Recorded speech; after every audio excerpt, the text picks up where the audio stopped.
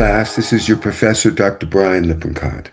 And I want to explain to you why I always have my students, when they're learning to become family therapists and learning about family therapy theory and practice, I always have them do their own genogram of their own family and analyze their own family. Because I believe it's really important for therapists to understand their own family so that we're not projecting it on all the other families that we meet out there, and our own values and our own ideas that come from our own upbringing, positive or negative. So I'm going to share you a short little lecture about the Bouvier Kennedy family and about Sigmund Freud's family and how that related to their lives and things that came up for them. And I would like you to think about yourself and how this might relate to your family. And also, I'm going to have a couple other videos where I discuss the techniques of the genogram and various things like that that we're looking for. This is more of an overview that's going to really help you understand how family therapy works and operates, and some of the things in the lives of famous people that you might have heard of that are kind of interesting. Tales of the Genogram, Mapping Systemic Legacies, Volume 1, Doctoral Edition. Every family has a story. To the untrained eye, it's just history. To the clinical psychologist, it's a living, breathing system of trauma, resilience, and flow. The goal of extended family work is helping family therapists become more responsible, more differentiated in dealing with both clients and their own families. Becoming a well-trained, responsible family therapist involves an effort to know thyself in the context of one's family. Motivation to be a family therapist often emerges from an individual's experience with his or her own family. And not just in being a therapist, comes from your own problems in your own life.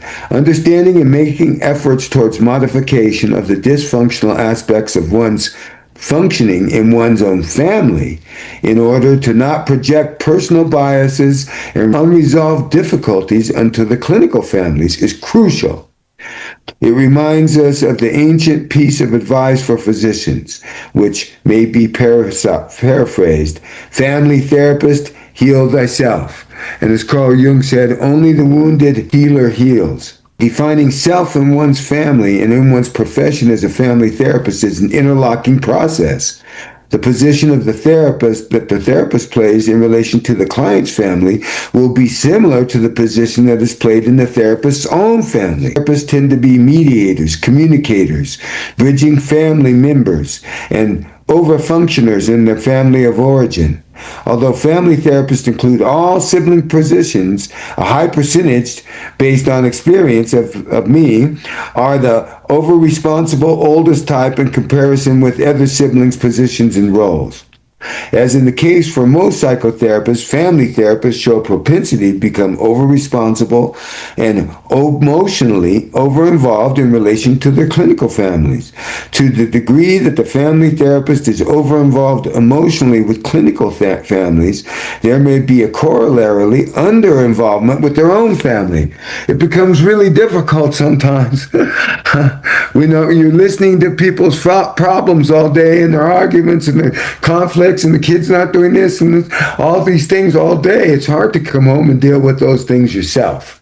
Sometimes that can be a side effect. And so part of the reason why we're doing this, and you understand your own family and the genogram and your own history of your own family and your own legacies, is so that you don't burn out as a family therapist. And this is written by Dr. Brian Lippincott, John F. Kennedy School of Psychology. The genogram is not a simple family tree. It's a multi-dimensional schematic of a living system. We must map across two critical dimensions. First, horizontal stressors, time and events. The family moving through time, coping with sudden trauma, migration, financial loss, or the sheer rate of developmental milestones that go through. So some of it can be the zeitgeist, that's happening, and some of it can be the spirit of our times. And when AI comes and deals with things, when everybody has COVID, all these different stressors that happen, those are the horizontal stress, having a baby, losing your job, those kind of things. Now, the vertical stressors going up and down, legacies and secrets.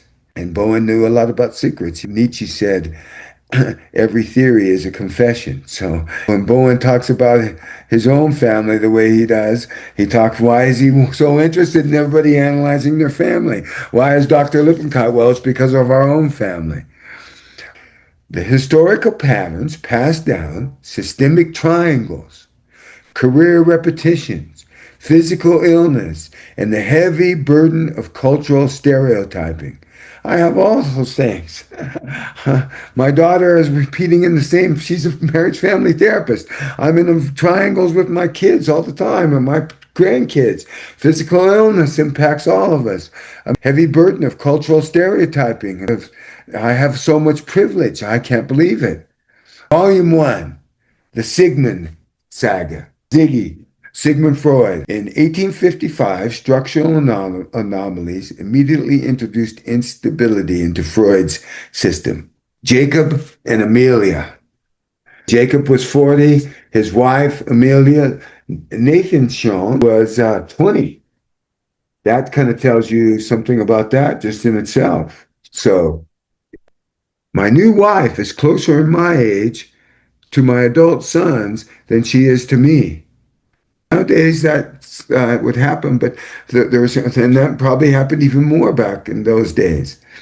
Safe distances to manage the intense systemic triangle and Sigmund Freud's childhood fantasy that Amelia and stepbrother Philip were lovers. Jacob strategically exiled his adult sons to England. So from Austria to England. Between 1855 and 1859, a catastrophic cascade of systemic disruptions rocked the family. And the genogram talks about it. It reveals any genogram can reveal particular circumstances surrounding the birth of a child. When a birth happens, if right after somebody dies, somebody's born, for that child, that can be a particular thing. Sigmund Freud was born in 1857, and we shall see extraordinary series of stresses on the family: migration, birth, loss, and other threats. Freud's mother became pregnant again 8 months after his birth and gave birth to his second son, Julius, in October 1857. But sadly, Julius died of enteritis at 6 months of age on April 15th, 1858, just 1 month after Amelia's younger brother Julius died of TB. The death of a child tends to intensify parental feelings about the surviving children. The child nearest in age, especially the child of the same sex, often becomes a replacement for the lost child. Thus, Sigmund became more important to his mother after the death of her second child. That loss was itself intensified by the death of his youngest brother. Amelia must have known her brother was dying when she named her second son for him 6 months earlier. The naming is especially interesting since it goes against the Jewish custom of naming a baby in honor of someone who has already died. Could it be that emotional imperative became more powerful than the cultural custom, which had been followed for Sigmund and was a long, strong tradition in Amelia's culture? In later life, Sigmund said he had welcomed this brother with ill wishes and real infantile jealousy, and his death left a germ of guilt in me. That's what Sigmund Freud said. He became the golden Ziggy. To cope with rapid trauma, the system's hyper-focused its resources on Sigmund. He became Amelia's undisputed favorite. Even amidst extreme financial distress, he was the only child granted a private room. As children reached adulthood, the favorite sibling constellation erupts upon the scene. Sibling alienation. Oh, that's when Anna, his sister, wanted to play the piano. Amelia the mother of Sigmund, bought one. She bought a piano for her daughter. But when Sigmund complained that the noise disturbed his studies, it was discarded. Anna never received lessons again. They remained permanently alienated. And siblings and splicing. Sigmund and his sister Anna engaged in a double marriage with Martha and Eli Bernays. So that's kind of interesting. But Sigmund married Martha Bernays, and his sister Anna married Eli Bernays. Consumed by financial envy towards Eli, Sigmund issued an either-or ultimatum, demanding Martha sever ties with her family and boycotted his own sister's wedding. That is really interesting when you think about that for a minute. In Freud's case, this phase was more prolonged than typical for the generation. That's the phase of launching and starting out. The joint genograms of Freud and Bernays families shows the third year of his engagement to Martha Bernays, he was engaged for 3 years, at 29 years, 10 years after beginning medical school, he was first embarking on his career, Freud was, Sigmund, but still living with his parents, and his fiancée, Martha Bernays, was still with her family of origin. We see in the completed genogram, as Freud's generation was emerging, and the Bernays family that both Sigmund and his sister were marrying into, that was incestuous a little bit, it sounds like, from the outside. The launching phase is the cornerstone of the modern family life cycle. It's crucial for all the other phases that follow. The short-circuiting of this phase, or its prolongation, may affect all future life cycle transitions. In the Freud family, as is generally the case in large families, many life cycle phases were occurring at once. The Freuds were launching Sigmund at the same time that their youngest children were not even in adolescence. And even in the larger extended family, Freud's brothers, Emmanuel and Philip, were having and raising their families just as Freud was emerging from adolescence. How much did Freud's financial difficulties in planning for marriage influence his escalating conflicts with his sister Anna and brother-in-law Eli? They met the same year, 1882, but Eli and Anna had more financial resources and married the next year in 1883, while Sigmund and Martha had to wait 3 years more. How may gender constraints have influenced Freud's relationship with his fiancée Martha, who was sent by her brother Eli along with her sister Mina to live with and care for their bereaved mother in Hamburg, disrupting Freud's relationship with Martha? Would a son have sent away to care? Would the son have been sent away to care for his grieving mother? It seems doubtful. It was because Martha was a woman. And Mina, her sister, went with her. Another of the many gender constraints customary at the time, that one of Freud's 5 sisters, Dolphe, remained unmarried and became the mother's caretaker. We're going to talk about. So that's the sibling splicing. Sigmund issued the either-or ultimatum. He was either sever ties with her family and boycotted his own sister's wedding. Genograms reveal the critical axis, how relational roles and secrets echo generation after generation. So this is a little example of the triangle here. We have Mina's bedroom, Martha Bernays, when she became Freud's, Mrs. Freud, sister Mina was right here, right next to their bedroom with the opening there. Here's Sigmund and Martha's master bedroom. It was right off of it, with the bathroom that they shared. Okay, sister-in-law triangle. This obviously is a triangle. In 1895, Martha's sister Mina moved in, becoming Sigmund's closest confidant. Genogram tracking and historical hotel logs point to a secret affair and an unresolved emotional triangle. Mina, being a woman, was sent to care for her mama, and then again, so Mina was sent to care for the mama when she was sick. Women have that tendency, especially at this time and in this culture, to take over the caregiving difficulties. The same thing happened for Anna, but when I'm talking about Anna, I'm talking about Anna, Freud's daughter. The jaw's worse again, Papa. The caretaker legacy, a rigid expectation dictated a daughter must sacrifice her independence. Sigmund's sister, Dolphy, never married, staying to care for Amelia as she got sick. A generation later, Anna Freud stepped into the exact same role through 16-year battle with jaw cancer, 33 operations he had. It was very painful. The flight. Seeing Nazi oppression, Sigmund, Martha, and Anna managed a harrowing escape to London, accompanied by Anna's lifelong partner, Dorothy Burlingham.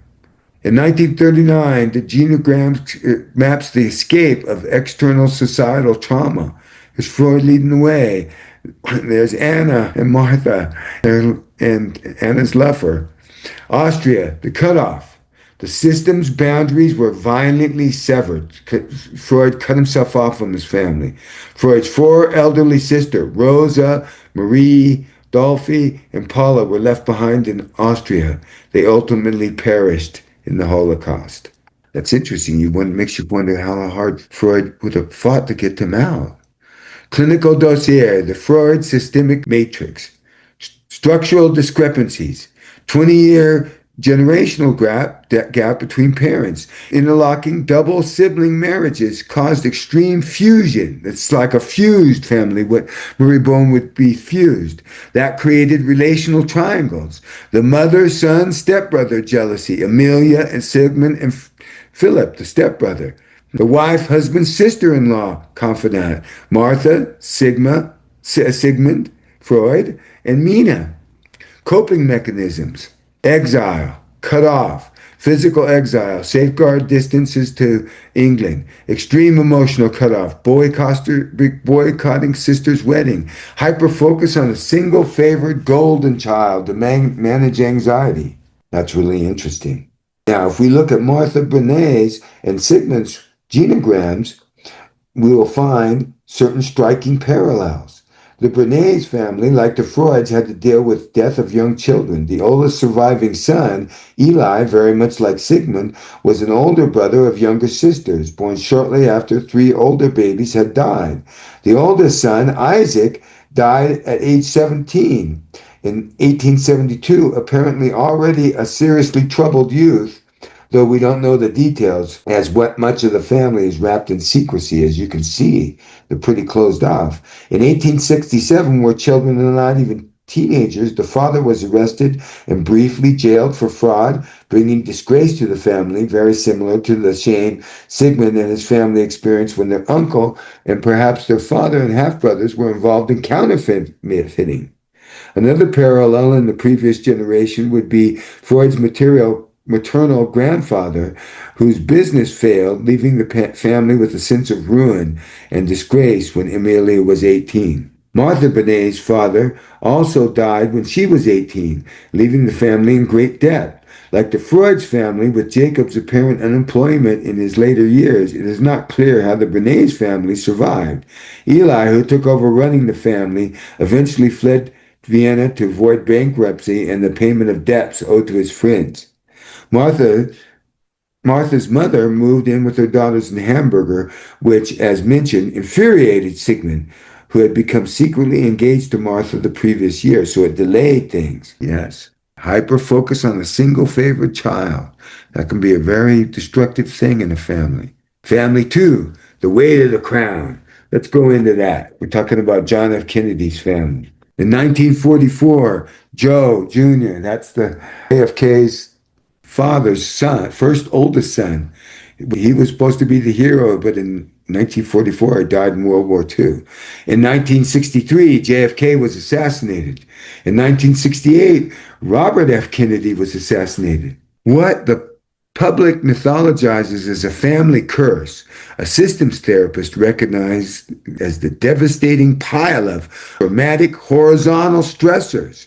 Things that just happen to people. It's not a systemic issue. No system can endure this frequency of catastrophic loss without forcing its surviving members into extreme radical realignments. What did it cause in the realignment? That trauma that we as a country experienced that. I remember my mother when JFK was killed, my mother loved JFK, and I remember her keeping a scrapbook of all the things that happened. I remember John Boy out there waving goodbye to his dad.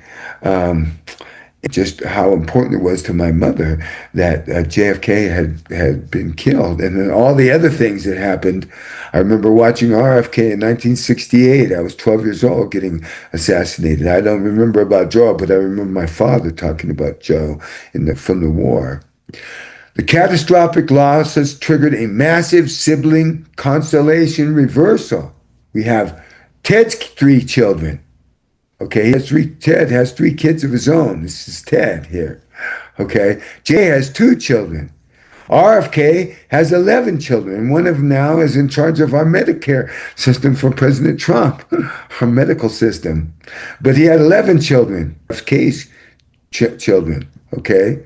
The entire systemic weight shifted downward. Ted, we don't think about Ted, but Teddy Kennedy was forced into an intense over-responsibility, acting as the father figure for multiple fatherless households across the family map. The caretaker's burden. He had an atlas burden. He was caretaking it for his whole family. Conventionally, the youngest of the 9 children occupies a parent-protected role. But by 1969, following the assassinations of John and Bobby, 37-year-old Ted became the sole surviving male of his generation. He was left, all that came down on him because of this horizontal thing that happened of all these assassinations. Now, let's look at the other side of JFK's family. Bouvier side. Jackie O's side. On the Bouvier side, early systemic fractures created highly fluid family boundaries. Jackie's family is very interesting. Sometimes when there's a dysfunction in one area, the family will find ways to compensate for other ways of things happening, other problems of things happening. In well-functioning families, members take a variety of roles: caretaker, dependent, provider, spokesperson, comic relief, organizer, and so on. So that's part of how Teddy got caught in this mess. Sometimes it will be evident from the genogram that there are too many people in one particular role. An only child raised by single parent, grandparents, aunts, and uncles might have difficulty functioning outside the context of parental approval. The opposite transition may occur when a single family member is in the position of caring for an inordinate number of family members, too many family, as happened to Ted Kennedy. And not to mention the whole Chappaquiddick incident, where he was thought that he had maybe allowed a person to die when he was drunk driving off a road. But first came the secret arranged lobotomy of the oldest sister Rosemary in 1941. Then the death of World War II of the oldest brother Joe, followed 4 years later by the death of the oldest son Kathleen on a dangerous plane ride to her lover. Then in 1963, the whole nation experienced the tragic death of JFK, the oldest surviving brother, who left 2 small children fatherless. 5 years later came the national tragedy when the third brother, Bobby, who left 11 children, the youngest of whom, Roy, hadn't even been born yet. Since Ted was the sole surviving male member of his generation, he had a special role. Okay. Clinician, seeing such a family situation, would want to explore the balance could be worked out and what other resources could be brought in to help care for the many children involved. This situation would have been more difficult if it occurred in a family without the Kennedys' abundant financial resources. Okay, on the Bouvier side, as I said, there was a breakup, age 7, mother and father, remarriage that happened here, sibling blending, multi-nuclear constellations. Let's go into that. Jackie's parents separated when she was just 7. Her mother's remarriage when Jackie was 13 radically expanded the family. So all of a sudden, boom, at 13, right when you're going through all these biological changes and things are happening to you, you got a huge step family to deal with. That's the whole step family issue that we'll talk about in this class. how to deal with that. It's happening all the time nowadays. This is not an uncommon thing. It was less common at that time, but it still happened a lot. The genogram reveals a complex web of stepfamilies and half-siblings. Navigating these fluid boundaries required constant systemic adaptation, profoundly shaping Jackie's internal relational blueprint. Before she ever entered the Kennedy system, she had a blueprint of, she was fluid. She was able to go with the flow, deal with a lot of different things, like her husband getting killed right next to her. Sibling patterns are heavily influenced by the broader cousin constellation. The fragile male line. The Bouvier family suffered a historical scarcity of male heirs. Of 12 children in her father's generation, only 4 were male, and only 1 survived to marry and reproduce. That was the one, only one.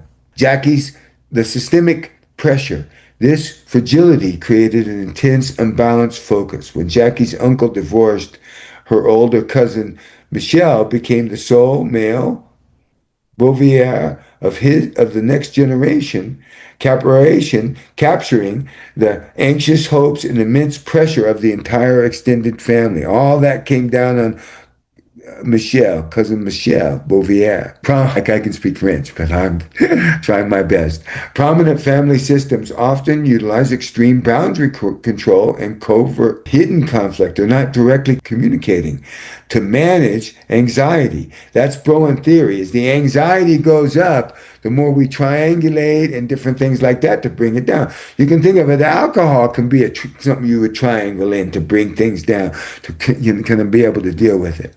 The silent spouses. Think about this. Jackie's maternal grandparents never separated, but they completely stopped speaking to each other. Look, their mouths were all locked up. They sat silently at meals for decades to present a united public front. The upstairs secret. To manage anxiety about their social status and cultural background, Jackie's maternal great-grandmother, an Irish immigrant considered uncouth, was kept physically hidden upstairs in the home, completely out of public view, which is one of the family rules that we as therapists are breaking all the time, is don't talk about the family outside the family. Lie until you die, that kind of thing. In our family, you're not supposed to, but we need as therapists for them to open up and get more fluidity and be able to deal with that. Yes, let's keep moving here. But a genogram does not merely map pathology, it also maps pathways of transformation, systemic resilience. The deepest wounds of a family can become the source of their greatest contribution. Rosemary legacy. The tragic trauma of Rosemary's institutionalization did not remain a hidden secret. Her sister Eunice Shriver, married Colonel Shriver, her sister Eunice metabolized that systemic pain, championing it into the creation of the Monumental Mental Health Center Act of 1863, which was a big thing in mental health history. Yes, Mental Health Center Act. Epilogue. The wheel turns. The genogram wheel turns. The cycle of a family is a great mandala. By mapping these profound constellations, we don't see the traumatic stressors or the structural discrepancies. We uncover resilience and survival in the inescapable interconnectedness of our clients. The genogram is how we help families find their flow. Let me stop sharing. This is Dr. Brian Lippincott. I hope you got something about talking about the Freud family and the Kennedy family, especially being in the JFK School of Psychology at National Psychology and being born when I was born in 1956. I was 5 or 6 years old, maybe even younger than that, when John F. Kennedy was assassinated. So, this is Dr. Lippincott signing off. If you have any questions, you can ask me about it after class, or if you're watching this online, you can leave me a message below and I'll have other videos going more in depth to the genogram. Thank you very much. Dr. Lippincott signing off.